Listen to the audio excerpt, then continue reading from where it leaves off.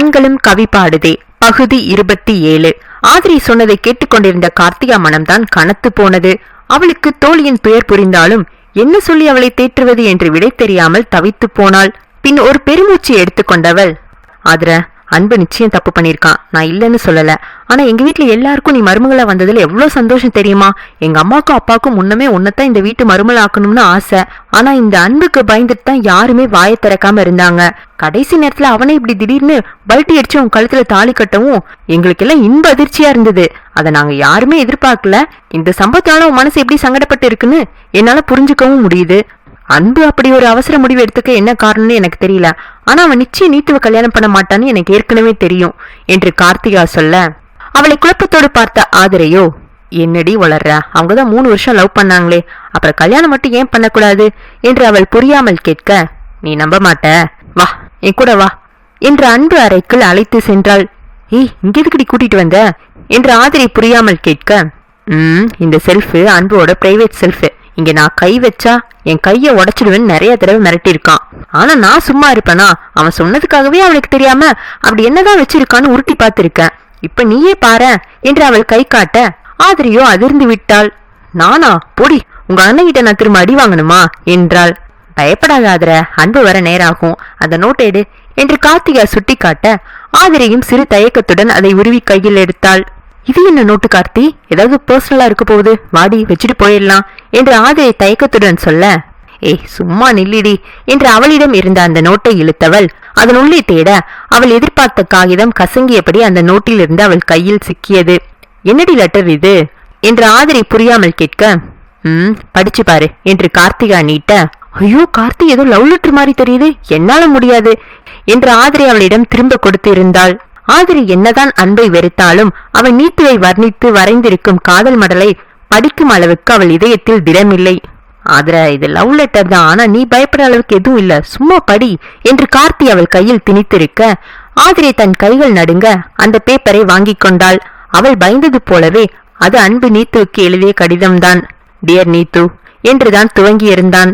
டிவியை பார்த்தால் 6 மாதம் முன்புதான் எழுதியிருந்தான். அவள் இதய துடிப்பு உரிய எண்ணிக்கையை தாண்டி எகிரிக்கொண்டிருந்தது. தன் மனதை ஒரு நிலைப்படுத்தி மெல்ல படிக்க துவங்கினாள். நீத்து, இந்த கடிதத்தை எப்படி ஆரம்பிப்பதுன்னு எனக்கு தெரியல. நீயும் நானும் கிட்டத்தட்ட இந்த 3 வருஷமா பழகிட்டு இருக்கோம். ஆனா இன்னமும் என்னால உன்னை எதிர்காலமா பார்க்க முடியல. அதாவது என்னோட மனைவியா கற்பனையில கூட சிந்திக்க முடியல. அது ஏன்னு எனக்கு தெரியல. ஒவ்வொரு முறை உன்னை சந்திக்கும் போதும் உன்னை நெருங்கும் போதும் நீ என்னோடவ அப்படிங்கிற ஃபீலே எனக்கு வரமாட்டேங்குது. நம்ம சந்திச்சு ஒரு 1/2 மணி நேரம் பேசிட்டு இருப்போம், அதுக்குள்ள விவாதம் முத்திடும். நமக்குள்ள அப்படி ஒரு பொருத்தம் போல. எனக்கு பயமா இருக்கு நீத்து. நான் நானாவே இல்ல, என் பண தேவைக்காக நான் உன்கிட்ட வளைஞ்சு கொடுக்கற மாதிரி ஃபீல் பண்றேன். நீ சொன்னதெல்லாம் எனக்கு பிடிக்கலைனாலும் என் தொழிலை தக்க வைத்துக் கொள்ள உன்னோட தலையாட்டி பொம்மை மாதிரி அப்பப்ப தலையாட்டிக்கிறேன். என் வாழ்க்கையே இப்படி போயிடுமோ, என் சுயத்தை நான் மொத்தமா தொலைச்சிடுவேன்னு எனக்கு அச்சமா இருக்கு. இப்படி ஒரு உறவில்ல நம்மளோட எதிர்காலம் எப்படி இருக்குன்னு என்னால கற்பனை கூட செஞ்சு பார்க்க முடியல. நம் வாழ்க்கை தொடங்கும் முன்பே அது முறியத்தான் போகுதுன்னு என் ஆள் மனம் எச்சரிக்குது. என்னை மன்னிச்சிடு நீத்து, நான் உனக்கு ஏற்றவன் இல்ல என்று எழுதியிருந்தவன் அனைத்தையும் மொத்தமாக ஒரு கோடிட்டு அடித்தும் வைத்திருந்தான். அதை படித்து முடித்திருந்த ஆதிரைக்கு ஒன்றுமே புரியவில்லை. அவள் கார்த்திகாவை புரியாமல் பார்க்க, உண்மைதான் ஆதிர, அன்புக்கும் நீத்துவுக்கும் நிறைய பிரச்சனை இருந்திருக்கும் போல. அன்பு கொஞ்சம் சுயநலவாதி தான். அவன் பிசினஸ்ல ஜெயிக்கிறதுக்காக தான் நீத்துவை நெருங்கி இருந்திருக்கான். அவன் கொடுத்த டார்ச்சர்லாம் பொறுத்தும் போயிட்டு இருந்திருக்கான். இந்த மாதிரி லெட்டர் மட்டும் எழுதி வச்சுட்டு கசக்கியும் போட்டுட்டு போயிருக்கான். சேட்டு ஒரு வாரத்துல கல்யாணம்னு மிரட்டினதும் துணிச்சலை வர வச்சு அவகிட்ட இருந்து தப்பிக்கிறக்கான் உன் கழுத்துல தாலியை கட்டியிருக்கான் போல என்று கார்த்திகா சொல்ல, அதே நேரம் கார்த்திகா என்று மாணிக்கம் அழைக்கும் குரல் கீழிருந்து கேட்டது. சரியாதிர, நம்ம நாளைக்கு பேசலாம், மனசை குழப்பிக்கொள்ளாம தூங்கு என்று கார்த்திகா கீழே ஓடி சென்று இருந்தாள். நீத்துவின் திமிரை ஆதிரையே பலமுறை நேரில் பார்த்து இருக்கிறாள் தான். ஆனாலும் காதலிப்பவனை இப்படியே ஆட்டி வைப்பாள்? அவனுக்கும் தேவைதான். அவள் குணம் அறிந்து அவனை யார் அப்படி சிக்கிக்கொள்ள சொன்னது என்று மனதுக்குள் பேசிக்கொண்டவள் கடிதத்தை இருந்தவாறே வைத்திருந்தாள்.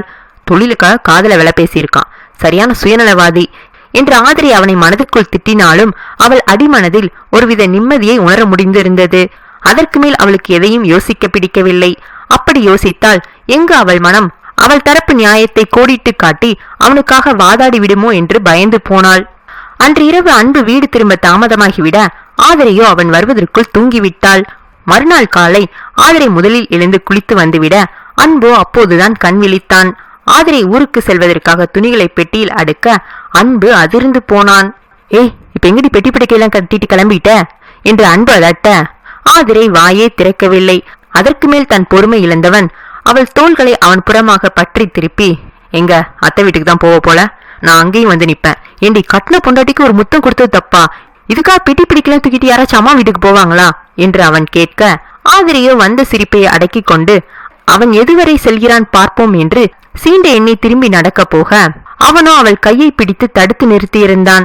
அவள் அவனை வெறித்து பார்க்க, சரி உனக்கு பிடிக்காத எதுவும் இனி இங்க நடக்காது, போதுமா, பிளீஸ் பெட்டியை கீழே வை என்று அன்பு கெஞ்ச, ஆதிரையோ அந்த பயம் இருக்கட்டும், உன் சுண்டு வரல் கூட இனி என் மேல படக்கூடாது என்றவள் பெட்டியை வைத்து விட்டு கீழே சென்றாள். அன்போ ஓவராத்தான் பண்றா, இரு உன் அப்புறம் வச்சுக்கிறேன் என்று மனதுக்குள் எண்ணியவன் குளித்து தயாராகி கீழே வந்தான். மாப்பிள்ளை விருந்து என்பதால் ஆதிரியும் பார்வதிக்கு உதவி விட்டு அப்போதுதான் உண்ண அமர்ந்தாள். வா அன்பு, இப்பதான் அப்பாவும் மாப்பிள்ளையும் சாப்பிட்டு போனாங்க, நீ உட்காரு, நம்ம சேர்ந்து சாப்பிடலாம் என்று பார்வதி அழைக்க அன்பு கார்த்திகா அருகில் அமர்ந்து கொண்டான். அவன் எதிரில் தான் ஆதிரை அமர்ந்திருந்தாள். இன்னைக்கு மறக்காம லீவு சொல்லிடாதர, நாளைக்கு காலையில நம்ம வெள்ளனவே போகணும். உங்க 2 பேருக்கும் பெட்டியில துணி அடுக்கி வச்சிட்டியா என்று பார்வதி கேட்க, ஓ எல்லாமே பேக் பண்ணிட்டேன் என்று அவள் சொல்ல, அப்போதுதான் புரிந்தவன் அடி பாவி என்று தலை நிமிர்த்திய ஆதிரையை பார்க்க, அவளோ பார்வையை எங்கோ வைத்தபடி அதற்கும் அவளுக்கும் சம்பந்தமே இல்லாதது போல முகத்தை எங்கோ வைத்துக் கொள்ள, இருக்கட்டும் நைட்டு மேல வருவல்ல அப்ப வச்சுக்கிறேன் என்று அவன் மெல்ல சொன்னாலும் ஆதிரைக்கு தெளிவாகவே கேட்டிருந்தது. அப்படி என்ன செஞ்சிடும் பாத்துக்கலாம் என மனதுக்குள் சொல்லிக் கொண்டாலும் ஏதோ பட்டாம்பூச்சி இதயத்தினுள் படப்படுத்த உணர்வு. அலுவலகம் சென்றவள் பார்வதி சொன்னது போல் விடுமுறை விண்ணப்பித்து இருந்தாள். அன்றைய பொழுது மின்னல் என சென்றது. விசாலாட்சியையும் ஊருக்கு செல்ல பார்வதி அழைத்திருந்தார். விசாலாட்சிக்கும் அதுதான் சொந்த ஊர் என்பதால் அவர் ஒரு நாள் முன்னதாகவே சிவகாமிக்கு உதவ சென்றிருந்தார். வீடு திரும்ப போனவள் வழக்கம் போல தாயை எட்டி பார்த்து விடலாம் என்று அங்கு செல்ல பூட்டை பார்த்ததும் தான் அவர் ஊருக்கு சென்ற நினைவே வந்தது. பின் நேராக வீட்டிற்கு வந்தவள் பார்வதிக்கு உதவ தொடங்கி இருந்தாள். பாவம் பார்வதி, அவருக்கு நிறைய வேலை இருக்க ஆதிரையை கண்டதும் நிம்மதி கொண்டார். நாளைக்கு ஊருக்கு போவதால் நிறைய வேலை இருக்கு, நல்ல வேலை நீயே உதவிக்கு வந்துட்ட என்று மெச்சுதலாக அவர் தலையை வருடி விட்டார். மறுநாள் காலை 5 மணிக்கே வேன் வந்துவிட அனைவரும் உற்சாகமாக தயாராகி வேனில் ஏறி அமர்ந்து கொண்டனர். ஆதிரை அன்பு அருகில் உட்காரக்கூடாது என்றே பார்வதி அருகில் ஓடிச் சென்று அமர்ந்து விட்டாள். அன்புதான் கடைசியாக ஏற அவன் கண்கள் ஏக்கத்துடன் நாடியது என்னவோ ஆதிரையைத்தான். ஆனால் ஆதிரைக்கு விதி சதி செய்ய, இருந்திருங்க கிளம்புறதுக்கு முன்னாடி சூரத்தங்க உடைக்கணும் என்று பார்வதி அவர் இருக்கையில் இருந்து இறங்கி கீழே சென்றிருந்தார். அவர் சென்றதுமே அன்பு அவள் அருகில் வந்து அமர்ந்திருந்தான். தேங்காய் கொடுத்து வந்தவர், டேய் என்னடா நீ ஏன் சீட்ல வந்து உட்கார்ந்துட்டு இருக்க என்று பார்வதி கேட்க, அம்மா முன்னாடி போய் உட்காருங்க, அப்பா தனியா உட்கார்ந்துட்டு இருக்காரு பாருங்க என்று அன்பு சொல்ல, என்னடா புதுசா உங்க அப்பா மேல ரொம்ப பாசம் பொங்குது என்று பார்வதி வார, உங்களுக்காக தான்மா இங்க உட்கார்ந்துட்டு இருக்கேன், முன்னாடி இருந்தாதான் படம் நல்லா தெரியும் என்று அன்பு சொல்ல, நான் எந்த காலம்லடா படம்லாம் பார்த்தேன் என்று சொல்லியபடி பார்வதி முன்னால் நடக்க, ஆமா ஆமா படம் பார்க்க மாட்டேன்னு அவ்வளவு சீரியலையும் பாக்குறது என்று மெல்ல சொல்ல, என்னடா சொன்ன கேட்கல என்று பார்வதி கேட்க, ஒண்ணு இல்லம்மா இப்ப எதிர்நீச்சல் போட போறாங்க என்று அன்பு சொல்ல, நிஜமாகவா என்று பார்வதி அவளுடன் இருக்கையில் அமர்ந்திருந்தார். ஆதிரை அருகில் அமர்ந்த அன்பு அவள் தோளில் கை போட்டு அணைத்து கொள்ள, அன்பு கையெடு, நீ எனக்கு வாக்கு கொடுத்திருக்க, என்ன தொடமாட்டேன்னு மறந்துடாத என்று ஆதிரை அவன் மட்டும் கேட்கும் குரலில் சீர, அப்படியா பேபி, நான் சொன்னது அப்படியே ரீவிங் பண்ணி கேட்டுப்பாரு, நான் உனக்கு பிடிக்காது இங்க நடக்காதுன்னு தான் சொன்னேன், வெளியில இருக்கும் போது எல்லா கண்டிஷனும் அப்ளை ஆகாது என்று அவன் எளிதாக அவள் தலையில் குண்டை போட்டு இருக்க ஆதிரை அதிர்ந்து விழித்தாள். பகுதி 28. அவர்கள் பயணம் இனிதே துவங்கியது. மாணிக்கம் பார்வதி ஒரு பெரிய இருக்கையில் அமர்ந்து கொள்ள அவர்கள் வீட்டு பணிப்பெண்கள் இருவரும் அடுத்த இருக்கையில் அமர்ந்திருந்தனர். அவர்கள் பின்னால் தான் கார்த்திகா மற்றும் ஸ்ரீனிவாஸ் இருக்கை அமைந்திருந்தது. அவர்களுக்கு பின்னால் தான் அன்பும் ஆதிரையும் அமர்ந்திருந்தார்கள். ஸ்ரீனிவாஸ் கார்த்திகா காதில் கிசுகிசுத்தான், பின்னாடி சீட்டுக்கு போய் இருந்திருக்கலாம், வசதியா இருந்திருக்கும் என்றவனின் கண்கள் அவளை மோகத்துடன் பார்த்து கிறங்க. கார்த்திகா கண்ணங்கள் வெட்கத்தில் சிவக்க, ஐயோ ஸ்ரீ, நைட்டு பண்ணது பத்தாதான், நம்ம கோவிலுக்கு போறோம், அப்படி திரும்புங்க என்று அவளையே திரும்பி பார்த்து கொண்டு இருந்தவனின் முகத்தை நேராக திருப்பி வைத்தாள். இங்கு பின்னால் அமர்ந்திருந்த ஆதிரைக்கோ கடுப்பாக இருந்தது. கிட்டத்தட்ட 4 மணி நேர பயணம், இவன் அருகில் இவன் அணைப்பிற்குள்ளா என்று யோசிக்க மூச்சு முட்டியது அவளுக்கு. அவள் ஜன்னல் அருகில் அமர்ந்திருக்க அவனோ அவள் அருகில் அமர்ந்து உற்சாகமாக விசிலடித்துக் கொண்டிருந்தான். அந்த அதிகாலை பொழுது மிக ரம்யமாக புலரத் தொடங்கியிருந்தது. அதிலும் அவர்கள் ஊர் நோக்கி போகும் பாதை இயற்கை எழில் கொஞ்சம் பசுமையுடன் இருக்கும். ஆனால் ஆதிரியோ அந்த இயற்கையெல்லாம் ரசிக்கும் மனநிலையில் இல்லை. அவன் நெருக்கம் அவளை வதைத்துக் கொண்டு இருந்தது. அவன் ஒவ்வொரு முறை அவளை ஆவலுடன் நெருங்கி வரும்போதெல்லாம் அவன் நீத்துவை முத்தமிட்ட காட்சி நினைவுக்கு வந்து மொத்தமாக அவளை அவனிடமிருந்து விலகச் செய்து கொண்டிருந்தது. என்னதான் அவன் மனதில் அவள் இல்லை என்று கார்த்திகா சொன்னாலும் அவள் நெஞ்சோ அதை ஏற்றுக்கொள்ள சண்டித்தனம் பிடித்தது. அவள் மனப்போராட்டத்தை கொஞ்சமும் உணராத அன்போ கொண்டாட்டமாக வெளியே ரசித்து பார்த்து கொண்டிருந்தான். அவன் சன்கிளாஸ் வேறு அணிந்திருந்தான். அவன் அவளது அருகில் உள்ள ஜன்னலை எட்டி பார்க்க வசதியாக சற்று முன்னால் வந்து அமர்ந்திருந்தான். ஆதிரிக்கு பெருத்த சந்தேகம், இயற்கையை ரசிக்கிறானா அல்லது அவள் அழகை ரசிக்கிறானா என்று. அவள் புடவையை வேறு அணிந்திருப்பதால் ஜன்னல் காற்றில் அது விலகி விலகி சோதித்தது. இந்நேரத்துல என்ன சன்கிளாஸ் என்று அவள் அதட்டலாக கேட்க, நான் கூலர்ஸ் போட்டிருக்கிறதுல உனக்கு என்ன பிரச்சனை என்றான் அவன்.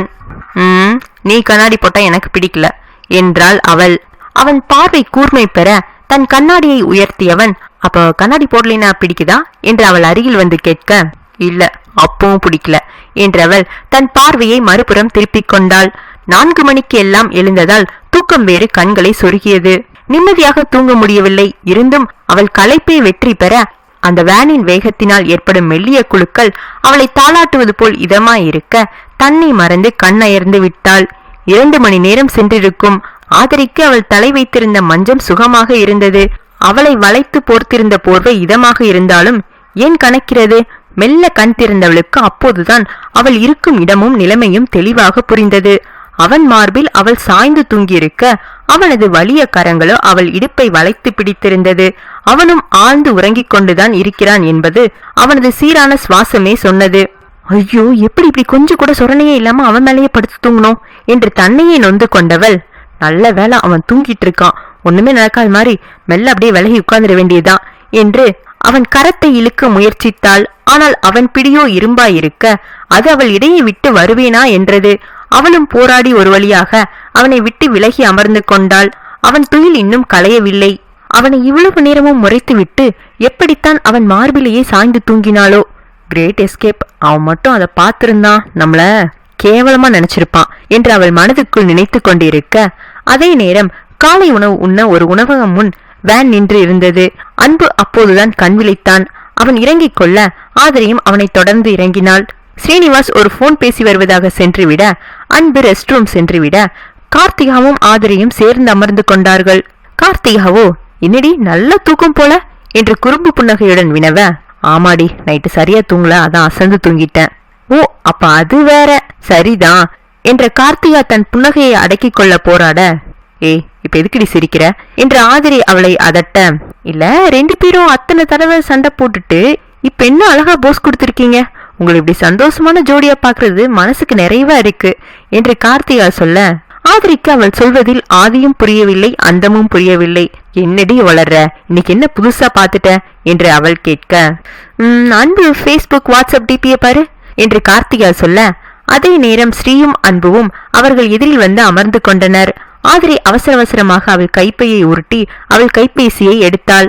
அதே நேரம் வெயிட்டர் ஆர்டர் எடுக்க துவங்கி இருக்க எனக்கு ஒரு தோசை என்று முடித்துக் கொண்டவள் போனை உருட்ட துவங்கினாள். வாட்ஸ்அப் சென்று அவன் டிபியை பார்த்தவளுக்கு தலையை சுற்றிவிட்டது. அடப்பாவி, இவனுக்கு தெரியாதுன்னு நினைச்சோம் என்று அதிர்ந்து வாயில் கை வைத்துக் கொண்டாள். அந்த படத்தில் ஆதிரி சுகமாக அவன் நெஞ்சில் சாய்ந்திருக்க அவன் ஒரு கரமோ அவளை அணைத்து பிடித்திருந்தது. அவன் மறுகரம் கொண்டுதான் செல்ஃபி எடுத்திருக்கிறான் என்பது புரிந்தது. அதிலும் அவன் மை லவ் என்று போட்டு வைத்திருக்க ஆதிரி மனதுக்குள் எரிமலையாய் மாறிக்கொண்டிருந்தாள். அவளுக்கு அவனை தனியாக பிடித்து டிபியை மாற்று, படத்தை டெலிட் செய் என்று மிரட்ட வேண்டும். ஆனால் இப்போது அவளுக்கோ தன் மொத்த உணர்வுகளையும் அடக்க வேண்டிய நிலை. ஸ்ரீயுடன் அன்பு தீவிரமாக பேசிக்கொண்டு இருந்தான். அவன் தவறியும் அவள் புறம் திரும்புவதாக இல்லை. அவனுக்கு குறுஞ்செய்தி அனுப்பி பார்த்தாள். ஆனால் அந்த அலர்ட் மெசேஜ் எல்லாம் கண்டு கொள்ளாதவன் தீவிரமாக அரசியல் பேசிக் கொண்டிருந்தான். வேறு வழி இல்லை என்று எண்ணிய ஆதிரை தன் ஹீல்ஸ் கொண்டு தன் எதிரில் அமர்ந்திருந்தவனின் காலை மிதித்து பதம் பார்க்க நினைத்தாள். அவன் காலை தேடி ஆராய்ந்தாள். ஆனால் அந்த கல்லூனி மங்கன் அதற்கும் தயாராக காலை அவன் பக்கமே பாதுகாப்பாக வைத்துக் கொண்டான். ஆதிரை தன் பொறுமையை சுத்தமாக தொலைத்திருந்தாள். அன்பு, உன்கிட்ட கொஞ்சம் பேசணும் என்று தனியாக அழைத்து பேசி விடுவோமா என்று நினைத்தவள் தன் எண்ணத்தை மாற்றிக்கொண்டாள். பின் அனைவரும் மறுபடியும் வேனில் ஏறிக்கொள்ள ஆதிரை அவள் இருக்கையில் சென்று அமர்ந்தாள். அவன் வருகைக்காக காத்திருந்தாள். வேனில் ஏறிக்கொண்ட அன்பு மனமோ ஐயோ, இந்த ராட்சசியின் லுக்கே டெரரா இருக்கே. நம்ம வருத்தெடுக்க காத்துட்டு இருக்காளோ? இவகிட்ட இருந்து எப்படி தப்பிக்கிறது என்று யோசிக்க ஆரம்பித்தான். அவள் கண்களோ, வந்துட்டியா, உனக்கு இன்னைக்கு இருக்கு என்று அழைக்க, அவள் எண்ணம் புரிந்தவனோ, இங்க வெயில் அடிக்குதா ஆதர, நான் இந்த பக்கம் உட்கார்ந்துக்கிறேன் என்று அவர்கள் அருகில் அடுத்த வரிசையில் காலியாக இருந்த சீட்டில் அவன் சென்று அமர்ந்து கொண்டான். தப்பிச்சு ஓடுறியா என்று உதட்டுக்குள் முணுமுணுத்தவள் அவன் அருகில் நெருங்கி அவளும் சென்று அமர்ந்து கொண்டாள். ஏய் ஆதர, கோவிலுக்கு போறோம், கொஞ்சம் தள்ளி உட்காரு. அப்போ இப்படிதான், நான் தள்ளி தள்ளி போக நீ என் மேல வந்து படுப்புன்னு ஒரே கலாட்டா பண்ணிட்ட என்று அவன் குண்டை தூக்கி போட, எது நான் உன் மேல படுத்தனா? பொய், நீ பொய் சொல்ற, நான் நிச்சயம் அப்படியெல்லாம் பண்ணிருக்க மாட்டேன் என்று ஆதரை சொல்ல, ஆமாமா நீ நம்ப மாட்டேன்னு தெரியும், அதுக்குதான் ஆதாரமா போட்டோலாம் எடுத்து வச்சிருக்கேன், பாக்குறியா என்று அவன் கேட்க, அவளோ, அதான் ஊரே பாக்குற மாதிரி உன் டிபி பிக்சரா மாத்தி வச்சிருக்கிய அன்பு, அந்த போட்டோ நல்லாவே இல்ல, ப்ளீஸ் டெலீட் பண்ணிடு. மாத்தவா? வாய்ப்பே இல்ல, எதுக்கு மாத்தணும்?